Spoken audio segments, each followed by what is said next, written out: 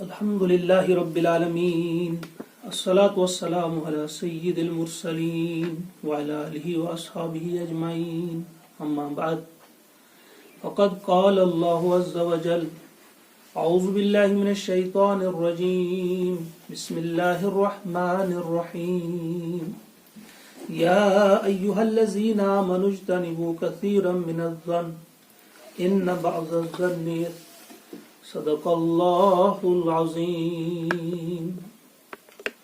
معزز و محترم ناظرین و ناظرات، السلام علیکم ورحمۃ اللہ وبرکاتہ. آج رمضان المبارک کی 8ویں تاریخ ہے. آج 8واں روزہ ہے اور ہم اپنا احتساب کر رہے ہیں.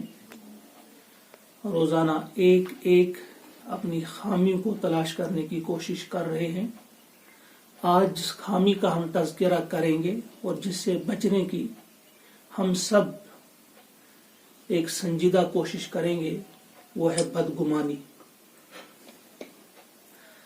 یہ جو آیت کریمہ کا ٹکڑا ایک آپ کے سامنے تلاوت کیا گیا سورۃ الحجرات میں ہے. یہ آیت نمبر 12. اللہ کا ارشاد ہوتا ہے یا ایھا الذین آمنوا اجتنبوا کثیرا من الظن، اے ایمان والو زیادہ گمان کرنے سے بچو یا بدگمانی سے بچو.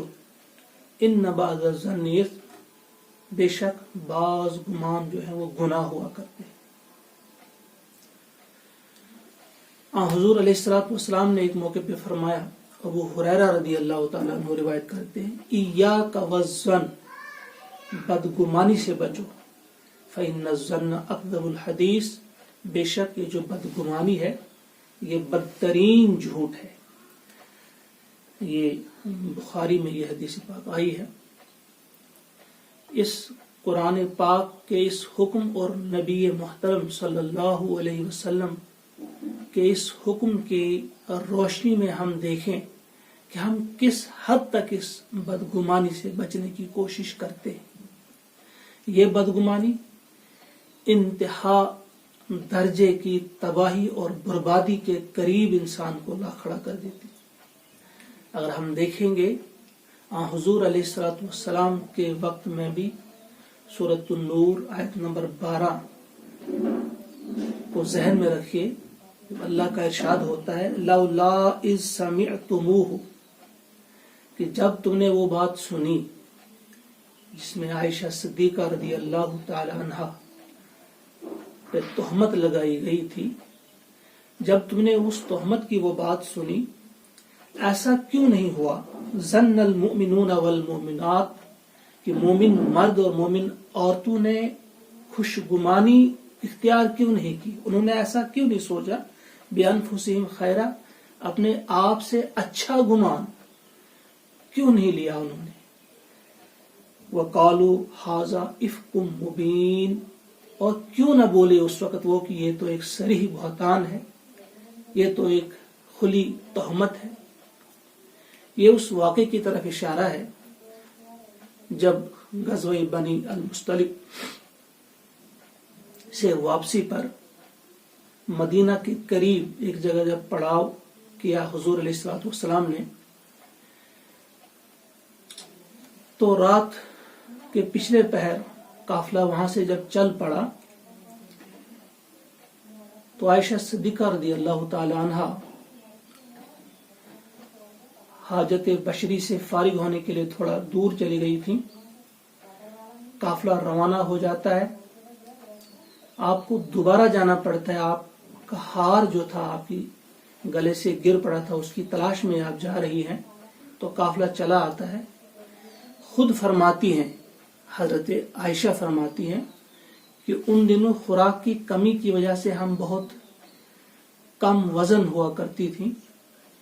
تو جب انہوں نے ہودے کو اٹھایا جس میں وہ سوار ہوتی تھی تو انہوں نے سمجھا شاید اس میں عائشہ بھی ہیں، لیکن وہ عائشہ اس میں نہیں تھی، وہ ہار کی تلاش میں چلی گئی تھی. وہ کہتی ہیں جب میں واپس آ گئی تو میں نے دیکھا کہ قافلہ چلا گیا ہے. تو میں نے سوچا اگر میں پیچھے سے دوڑتی ہوں تو معلوم نہیں راستہ بھٹک کر میں کہاں سے کہاں پہنچ جاؤں. تو میں نے یہ سوچا کہ میں یہیں پہ لیٹ جاؤں گی. وہ لیٹ گئی. تھوڑی دیر کے بعد صفوان وہاں سے آتے ہیں جس کی یہ ڈیوٹی تھی. جو سب سے آخر میں آتے تھے, دیکھتے تھے کوئی گری پڑی چیز تو نہیں رہی ہے. تو جب وہاں انہوں نے عائشہ کو دیکھا تو انہوں نے پڑھا زور سے انا للہ و انا الیہ راجعون. انہوں نے کہا نبی اکرم صلی اللہ علیہ وسلم کی زوجہ یہاں پہ ہے. تو عائشہ کہتی ہے میری آنکھ کھل گئی, میں کھڑی ہو گئی. تو انہوں نے اپنا اونٹ میرے سامنے رکھا, میں اس پر بیٹھ گیا, وہ آگے سے چلانے لگے. تو دوپہر کے قریب ہم قافلے میں شریک ہو گئے. تو اس وقت اس غزوے میں ابن سعد کا یہ بیان ہے کہ منافقوں کی بڑی تعداد شامل تھی. عبداللہ ابن ابی کافی اپنے لوگوں کے ساتھ اس میں شامل تھا. تو عبداللہ ابن ابی نے اس کو بہت زیادہ اچھالا اور بڑی گھناؤنی, انتہائی بدترین قسم کی تہمت اور جھوٹ باندھا عائشہ صدیقہ پر رضی اللہ تعالیٰ عنہ اور اس ساتھی پر جو صفوان جو ان کو اپنے ساتھ لے آئے تھے. تو اس واقعے میں جہاں یہ کچھ منافقین عبداللہ ابن ابی اس کے کچھ ساتھی شامل ہو گئے, انہی میں کچھ مخلص مومنین بھی تھے, جیسے حضرت حسان بن ثابت رضی اللہ تعالیٰ عنہ, جیسے مصطح بن اثاثہ رضی اللہ تعالیٰ عنہ, اور ام المومنین حضرت زینب کی ہمشیرہ حمنہ بنت جہش, وہ بھی اس میں شامل ہو گئیں. یہ 3 لوگ مومنین میں سے جو تھے وہ بھی اس میں شامل ہو گئے. اور بہت زیادہ خود ہی بیان کرتی ہیں عائشہ صدیقہ کہ اس سے کتنی تکلیف ہوئی. 1 مہینے تک کوئی قرار نہیں, پھر بیمار بھی ہو گئیں. خود کہتی ہیں کہ ایک روز میں نے کہا حضور سے کہ میں ماں کے گھر جاتی ہوں. وہ ماں کے گھر چلی جاتی ہیں.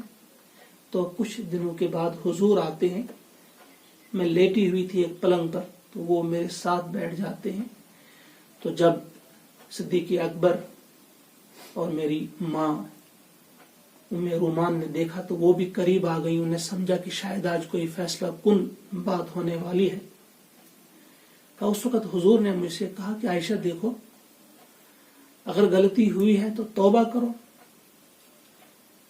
یا اس سلسلے میں دیکھو اللہ تبارک و تعالیٰ توبہ کرنے والوں کو بہت پسند فرماتے. عائشہ فرماتی ہے میں نے صدیق اکبر سے کہا تم جواب دو میری طرف سے. انہوں نے کہا میں کیا جواب دے سکتا ہوں, میری سمجھ میں کچھ نہیں آتا, میں کیا بولوں. کہا میں نے ماں سے کہا کہ تم جواب دو. اس نے بھی یہی کہا کہ میری سمجھ سے بھی باہر ہے کہ میں کیا جواب دوں. کہا پھر عائشہ نے خود ہی کہا میں سیدھی بیٹھ گئی. اس کے بعد میں نے کہا, میرے آنسو خشک ہو چکے تھے, اور میں نے ان سے کہا کہ دیکھو اگر میں یہ بات بول دوں کہ یہ سب جھوٹ ہے اور اللہ گواہ ہے اس بات پر کہ یہ جھوٹ ہے, لیکن تم سے ماننے کے لیے تیار نہیں ہو جاؤ گے. اور اگر میں خامخواہ ایک جرم کو یوں ہی قبول کروں جو کہ میں نے کیا نہیں اور اللہ گواہ ہے کہ ایسا نہیں ہوا ہے, تو تم تسلیم کرنے کے لیے تیار نہ ہو جاؤ گے. تو میں اس معاملے اس وقت وہی بات کہوں گی. کہا اس وقت مجھے حضرت یعقوب علیہ السلام کا نام یاد نہیں آیا. میں نے کہا یوسف علیہ السلام کے والد نے جو بات کہی تھی فصبر جمیل, میں وہی بات کہوں گی. یوسف علیہ السلام کے والد یعنی حضرت یعقوب نے اس وقت کہا تھا جب بنیامین پر چوری کا الزام لگایا گیا تھا, تو اس وقت انہوں نے کہا تھا فصبر جمیل, کہ میں صبر جمیل کا. اسی اسنا میں لیٹ گئی تو حضور علیہ الصلوۃ والسلام پہ وہ کیفیت طاری ہو گئی جو اس وقت ہوتی تھی جب وحی نازل ہوتی. کہا میں تو خوش ہوئی, میں تو مطمئن تھی, لیکن میرے والد اور میری والدہ جو تھیں وہ بالکل انتہائی پریشان حالت میں تھی. وہ سوچ رہے تھے پتہ نہیں کیا سننے والے ہیں. کہا جب مکمل ہوئی وحی, اس وقت حضور علیہ الصلوۃ والسلام مسکرائے, بہت خوش ہوئے اور مجھ سے کہا عائشہ مبارک ہو, عائشہ مبارک ہو, اللہ تعالیٰ نے آپ کی برات نازل کی ہے. سورۃ النور آیت نمبر 11 سے لے کر آیت نمبر 20 یا 21 تک وہ آیات ہیں. کہ آپ کے بارے میں برات نازل ہوئی، آپ بالکل پاک ہیں۔ تو عائشہ فرماتی ہیں کہ پھر میری ماں مجھ سے کہنے لگی عائشہ اٹھو اور رسول اللہ صلی اللہ علیہ وسلم کا شکریہ ادا کرو۔ میں نے کہا میں نہ ان کا شکریہ ادا کروں گی نہ تمہارا، تم نے بھی ایک بات تک نہیں بولی، میں صرف اللہ کا شکر ادا کروں گی جس نے مجھے پاک قرار دیا، جو میری طرف سے بول پڑا۔ خود کہتی ہیں کہ میں نے کبھی سوچا بھی نہیں تھا کہ میرے حق میں یہ آیات نازل ہوں گی جو قیامت تک پڑھی جائے گی۔ ہاں اتنا مجھے یقین تھا خواب وغیرہ کی صورت میں حضور علیہ الصلوۃ والسلام کو کہا جائے گا میری پاکی کے بارے میں، لیکن مجھے اس کا گمان تک نہ تھا کہ میں اپنی ہستی کو اس قدر نہیں سمجھتی تھی کہ میرے حق میں یہ آیت نازل ہوئی۔ تو یہ آیت نازل ہوئی اور ان کو بری قرار دیا گیا، اور پھر عائشہ رضی اللہ تعالی عنہا، ان کے دل پہ کیا بیتی ہوگی، ان کے والدین کے دل پہ کیا بیتی ہوگی، کس قدر تکلیف اٹھائی حضور علیہ الصلوۃ والسلام نے۔ بلکہ مسجد نبوی میں ایک بار جنگ تک کی نوبت بھی آ گئی، جب حضور نے کہا کہ کون ہے میری طرف سے دفاع کرنے والا جن نے مجھ پر یہ حملہ کیا ہے۔ تو اسید بن حضیر اس وقت کھڑے ہو گئے، انہوں نے کہا اگر ہمارے قبیلے کا کوئی فرد ہے تو بتا دو، ہم اسے قتل کریں گے۔ تو اگر خزرج سے کوئی تعلق رکھنے والا ہے تو اس کے بارے میں آپ حکم کریں۔ اس وقت سعد بن عبادہ جو خزرج قبیلے سے تعلق رکھتے تھے، انہوں نے آگے سے کہا کہ تم جھوٹ بولتے ہو، تمہیں معلوم ہے کہ وہ ہمارے قبیلے سے تعلق رکھتا ہے، اس لیے کہتے ہو ہم اسے قتل کریں۔ تو وہاں جنگ ہونے والی تھی، جھگڑا ہونے والا تھا، حضور نے اس کو فروغ کر دیا، دور کر دیا۔ یہاں آپ کو اندازہ کرنا چاہیے کہ یہ بدگمانی جو ہے یہ کس حد تک لے جاتی ہے۔ نہ صرف یہ کہ مہاجر اور انصار کے بیچ جنگ ہو سکتی تھی، بلکہ انصار کے بھی جو دو گروہ آپس میں تھے، دو قبیلے، ان کے درمیان بھی جنگ ہونے والی تھی۔ اور اس کی وجہ کیا بتائی گئی، وہی جو آج ہمارا موضوع ہے، بدگمانی۔ اور پھر اس آیت کریمہ میں جو سورۃ النور کی آپ کے سامنے پڑھی گئی 12 آیت نمبر، اس میں یہی بات کہی گئی کہ انہوں نے اچھا گمان کیوں نہیں کیا، انہوں نے کیوں نہیں سوچا کہ ہم تو ایک ایسے معاشرے میں تعلق رکھتے ہیں، یہاں تو ہر شخص کی عزت محفوظ ہے، ہم کیسے یہ سوچ سکتے ہیں کہ۔ اور پھر کوئی عام خاتون کے بارے میں بھی یہ مسئلہ نہیں تھا، یہ عائشہ صدیقہ رضی اللہ تعالی عنہا کی بات تھی۔ تو یہ بدگمانی اس حد تک لے جا سکتی ہے، انسان کو ایمان سے بھی کبھی کبھی ہاتھ دھونا پڑتا ہے۔ پھر وہ جو 3 مومنین تھے ان پر تو حد جاری کی گئی، تو منافقین پر حد جاری نہیں کی گئی۔ اور یہ تو ایک واقعہ ہے حضور علیہ السلام کے دور کا۔ اس کے بعد بھی اگر آپ دیکھیں گے تاریخ میں کئی واقعات ایسے ہیں کہ انسان اپنے دل میں کچھ سوچتا ہے، کوئی گمان قائم کرتا ہے، اور کبھی کبھی وہ گمان غلط ہوتا ہے، انسان گناہ کا بھی مرتکب ہوتا ہے۔ حضرت حسن بصری رحمۃ اللہ تعالی علیہ، جن کے بارے میں آپ جانتے ہیں، تابعی تھے وہ، ام سلمہ کی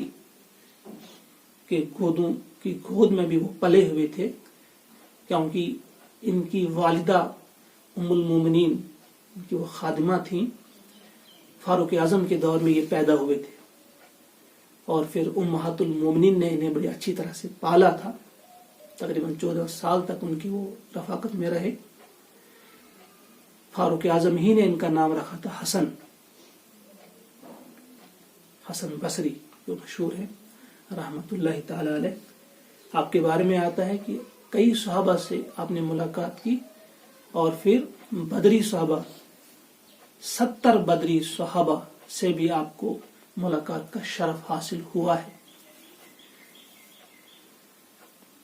ان کا ایک مشہور واقعہ ہے، وہ کہتے ہیں کہ میں ایک بار جا رہا تھا تو دریائے دجلہ کے قریب میں نے ایک شخص کو دیکھا کہ اس کے پاس ایک عورت ہے، اور وہ بوتل میں کچھ ہے اس کے پاس، وہ کبھی خود پیتا ہے کبھی اس عورت کو پلاتا ہے۔ تو میرے دل میں بدگمانی ہوئی کہ پتہ نہیں یہ کون شخص ہے، کس انداز سے ہے، کیونکہ صاف دکھائی نہیں دے رہا تھا کس عمر کے ہیں۔ کہا جب میں اس دریا دجلہ کے قریب پہنچا، اتفاقاً کیا ہوا کہ کہ اسی وقت ایک کشتی جو تھی وہ الٹ گئی، 10 آدمی اس پہ سوار تھے، وہ ڈوبنے لگے۔ تو وہ شخص فوراً، وہ ایک حبشی تھا، وہ فوراً اس عورت کو وہیں چھوڑ کر دریا میں کود پڑا، اور بڑا ماہر پیراک تھا وہ، تو اس نے ایک ایک کر کے 9 آدمیوں کو نکالا اور پھر فوراً میرے پاس آیا اور کہنے لگا 9 آدمیوں کی جان تو میں اللہ کے فضل سے بچا چکا، اب ایک آدمی اب بھی یہاں پہ ہاتھ پیر مار رہا ہے، ذرا آپ اس کو نکالیں۔ لیکن میں تو اس قابل تھا نہیں، میں تو بالکل اس فیلڈ کا فرد تھا ہی نہیں، میں نے کہا مجھ سے تو نہیں ہو سکتا ہے۔ کہا وہ فوراً پھر چلے گئے، اس 10ویں آدمی کی جان بھی بچا کر جب آ گئے پھر میرے پاس آئے۔ حسن بصری کہتے ہیں پھر وہ میرے پاس آئے، وہ حبشی، کہنے لگے کہ دیکھو یہ جو عورت میرے ساتھ ہے، اس کو دیکھ کر آپ نے اپنا منہ پھیر لیا تھا۔ کہا یہ میری ماں ہے، اور یہ جو بوتل میں اس میں دجلہ کا پانی جو کبھی میں اسے پلاتا تھا اور کبھی خود پیتا تھا، میں بھی پیاسا تھا، یہ میری ماں بیمار ہے، میں اس کو بھی پلاتا تھا، خود بھی پیتا تھا، اس کی وجہ سے آپ نے کچھ منہ پھیر لیا تھا، شاید آپ کو کچھ اور گمان ہوا تھا۔ تو حسن بصری کہتے ہیں کہ میں نے ان سے معافی مانگی، واقعتاً میرے دل میں کچھ اور ہوا تھا۔ کہا میں نے ان سے معافی مانگی اور پھر میں نے توبہ کی، کیونکہ میں اللہ سے ڈرنے والا ہوں، اور توبہ اللہ کو بڑی پسند ہے۔ جو شخص جتنا اللہ سے ڈرتا ہے وہ اتنا زیادہ بار بار توبہ کرنے والا ہوتا ہے۔ حضور علیہ الصلوۃ والسلام نے فرمایا کہ میں تم سب سے زیادہ اللہ کو پہچانتا ہوں، اس لیے سب سے زیادہ اس سے ڈرتا بھی ہوں۔ جو شخص جتنا معرفت میں آگے ہوگا اتنا ہی وہ زیادہ اللہ سے ڈرنے والا ہوگا۔ تو یہاں اس واقعے سے بھی ہمارے سامنے وہ تو بہرحال ایک بہت عظیم المرتبت تابعی تھے، بزرگ تھے، لیکن اس میں ہمارے لیے سبق ہے کہ ہم بدگمانی سے بچیں۔ اور پھر یہ حضور نے جو فرمایا ہے ایاک والظن فإن الظن اکذب الحدیث، بدترین جھوٹ جو ہے وہ یہ بدگمانی ہے۔ صرف جھوٹ نہیں بلکہ بدترین جھوٹ، اس سے انسان کی شخصیت جو ہے وہ داغدار ہو جاتی ہے، اس سے کائنات کا نظام ہی درہم برہم ہو جاتا ہے۔ اب دیکھیں کائنات کی ہر شے اگر بدگمانی کرے، سورج یہ سمجھے کہ میری دھوپ سے غلط فائدہ اٹھائیں گے لوگ، وہ اپنی دھوپ دینا بند کرے، ہوا اپنے اس جو فیوز اس کے ہیں، برکات ہیں، ان کو روک لے، وہ بدگمانی کرے، یا جتنی بھی طاقتیں ہیں کائنات میں جو انسان کی مدد کے لیے اللہ نے بنائی ہے، اگر ان کو یہ طاقت دی جائے، یہ شعور دیا جائے کہ وہ یہ سوچیں کہ ہماری وجہ سے فلاں غلط فائدہ اٹھائیں گے، تو یہ سب کائنات وہ سب کچھ روک دیں گے اور کائنات کا نظام درہم برہم ہوگا۔ تو ساری کائنات کا نظام جو ہے اس بات پہ ہے، خوش گمانی پہ، ہمارے دلوں میں ایک دوسرے کے بارے میں اچھا گمان ہونا چاہیے۔ ہم پہلی فرصت میں فوراً کسی کے بارے میں غلط سوچتے ہیں، غلط فیصلہ کرتے ہیں، ایسا نہیں ہونا چاہیے۔ ہاں ایک حد تک جب کسی کے بارے میں پورا پتا چلے کہ یہ شخص جو آپ کو نقصان پہنچانے کے در پہ ہے تو اس سے ہوشیار رہنا یہ غلط نہیں، زیادہ سے زیادہ اتنی اجازت ہے کہ ہم اس سے ہوشیار رہنے کی کوشش کریں، بچنے کی کوشش کریں، بس اس سے زیادہ کچھ اور سوچیں، اس سے زیادہ کچھ اور اس کو نقصان پہنچانے کی کوشش کریں، اس بات کی گنجائش نہیں۔ خصوصاً جو دین کے داعی ہوں، خصوصاً جو اس دین کے ماننے والے ہوں، جنہوں نے اللہ کے اس پیغام کو اللہ کے بندوں تک پہنچانا ہے، ان کا دل کس قدر صاف اور شفاف ہونا چاہیے، کس قدر اس دل میں ہر شخص کے متعلق اچھا گمان ہونا چاہیے اور اچھی نیت کے ساتھ اس کے ساتھ گفتگو اس کی ہونی چاہیے، یہ دعوت کا کام ہونا چاہیے۔ جتنا بھی ہم اس سلسلے میں آگے جائیں گے، جتنی بھی ہم اپنے دلوں کو مانجنے کی کوشش کریں، بدگمانی سے بچیں گے، انشاءاللہ العزیز اللہ تبارک و تعالی ہماری مدد فرمائیں گے۔ انشاءاللہ العزیز ہمارے یہ روزے بھی قبول ہوں گے۔ اگر روزہ ہم نے رکھا لیکن بدگمانی کو بھی یہیں رکھا تو ہماری شخصیت جو ہے اس میں وہ نکھار نہیں آئے گا، وہ فائدہ نہیں پہنچے گا۔ لہٰذا آئیے آج ہم تہیہ کرتے ہیں سب مل کر کہ جہاں ہم روزے سے ہیں وہاں ہم اپنی اس برائی کو اپنے دلوں سے نکال پھینکیں گے، اس بدگمانی کو قریب آنے نہیں دیں گے. اللہ تعالیٰ بھی ہم سب کی مدد فرمائے. ربنا تقبل منا انک انت السمیع العلیم. السلام علیکم ورحمۃ اللہ وبرکاتہ.